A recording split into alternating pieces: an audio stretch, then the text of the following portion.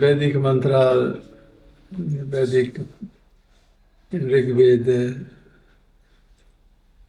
describing the Indra and the other forces, the god of wind and Vayu Devata, Agni Devata, the god of fire, Jal Devata, the Varun, the god of water, and Prithvi, earth, space. These are, so they have kind of a cosmic hierarchy, cosmic mandal, what you call mandala. So cosmic mandal, circle, cosmic circle. And cosmic circle, the Indra, headed by Indra, who is all-powerful governor or cosmic government. So he is presiding, and he is responsible for, or he is working with all the gods. So there are so many gods who govern the cosmos and the earth, of course, because the Indra is supposed to be extra earth, not earthbound, but cosmic bound. So if you can call Indra is a kind of prime minister or the president, and he presiding the entire cosmic mandal circle, cabinet ministers. And that's why in Vedic mantra, in Vedic Rig Veda, so many mantras are addressed to Indra and other gods. So this management is given by Brahma to run the cosmos and earth. So Brahma, the creator, entrusted Indra. Now there is not only one Indra. Indra has been in succession, many Indras. And so he is supposed to be all-powerful, almighty. That's why many times he feared that some sage will take over his place, and he is always like a story of Vishwamitra when he did acquired the great power through tapasya, the knowledge, and through meditation and contemplation. Then Indra feared that he will take over. Now in order to divert him, so he doesn't take over, because anyone who becomes powerful, others are diminished, like if you sunrise and all the stars are diminished. So if someone is powerful, automatically other power is gone. So Indra, being fearful that he will take over because he became powerful Vishwamitra. So story goes that he sent Urvasi, the special celestial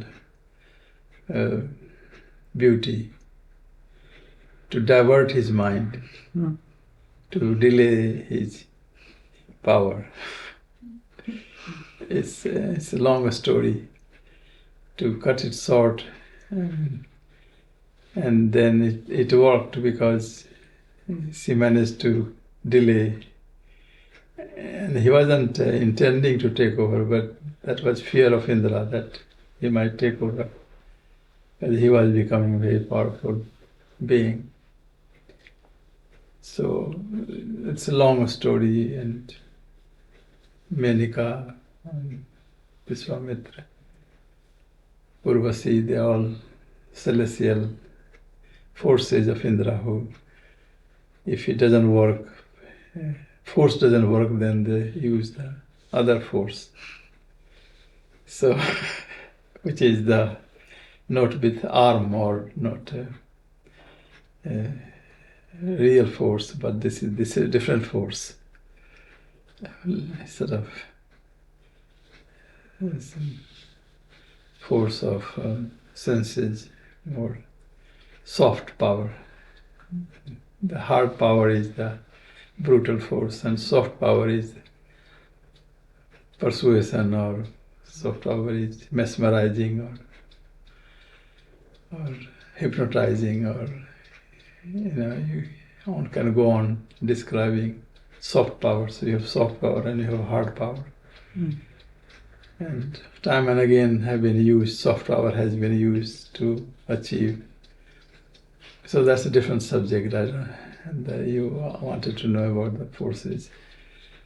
So normally this mandal, circle or cabinet, or sort of councils of what you call in normal sense in governing country, council of ministers. So you can say the council of gods, headed by Indra. And this is very direct mention in Rig Vedas, that they describe the Indra and allied gods. So the 5 elements who governs the earth, and 5 gods are controlling the 5 elements. And 5 elements called Panch Mahabhut, 5 great elements. You can translate like that. 5 great elements. The 5 great elements are these 5 elements which govern the earth. So you don't see you can't see the Indra, because he's supposed to be cosmic being. And you can't see who is behind the elemental forces. But you can see the element and their power. Like you can see the tsunami. You can witness tsunami, devastating effect. You can see the power of fire, which whole state, a whole thing can be burned, turned into ashes. You can see the power of wind, tornado, or all these hurricanes. You can see the space, although space is empty, but you can see the space that is empty space. But it's not empty, it looks empty. You can see the earth. So according to the Vedic philosophy or Vedic principle, these are manifestation of the gods who are behind them. They are real entity, the real force, real God, who is in charge of all those things. So, like you see the sun, but who is controlling sun is different being. But the sun is visible, representing of the real sun, who is invisible.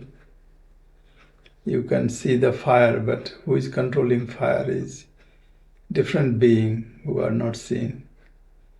So the whole concept is, that's why the Vedic mantra have brought this subject of element, and they are very much talking practical and scientific, that these 5 elements are governing or administrating the earth,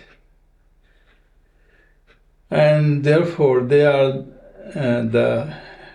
recognized. Therefore they should be recognized as the gods, and they should be accepted as the gods, and they should be recognized and accepted and invoked as the gods. And so they are real, so that, and these not only they govern the earth, but they also govern your body, because your body have 5 elements. So karmically they can punish you if you do something wrong. And we see punishment can be in any form, in disease, in decay, in disability, whatever one can understand. And therefore no way you can escape from these 5 elements. You cannot hide, because they are very much within you, within your body. So they should be considered serious entities, not some accidental manifestation on earth. That's what the Vedic mantra relates to. So people, those who are not mystical, those who are very gross, and those who are very materialistic mind, having materialistic mind, communist mind, or so-called material mind, I wouldn't even call rational, because rational mind should be examined rationally, and they don't examine rationally, they examine materially. So material mind, I wouldn't call logical mind, I would not call rational mind, because rational mind should be rational, not irrational. But many times rational mind, those who call them rational, they are irrational, because same logic they don't use. So these mind, it put it to them that these minds, those who are like that, so one can put it to them that if any force is existing, or any what you can perceive of people as a god, then these are the real gods, because they are everywhere and they govern your life and your earth and your environment. So those who do not understand, they can accept that, they should understand that. Of course, those who want to explore more than that, they are called mystics or philosopher or high being, those who go beyond and explore all the possibility of unexplained phenomena, unknown knowledge or technique, or unknown manifestation of divine. But those who are very materialistic people, they may consider it all accidental. But even if accidental, makes say why these things happen, like a tornado in Luxembourg, very unusual. Now tornado, where the tornado came from, in the heart of Europe. So it seems very strange to explain so easily. And of course the scientists would explain all sorts of, but even those forces, how it happens, what makes it happen. So that should make them more respect and recognize the forces which should be respected, not abused or misused. So this is one thought which I like to present to this environmental situation.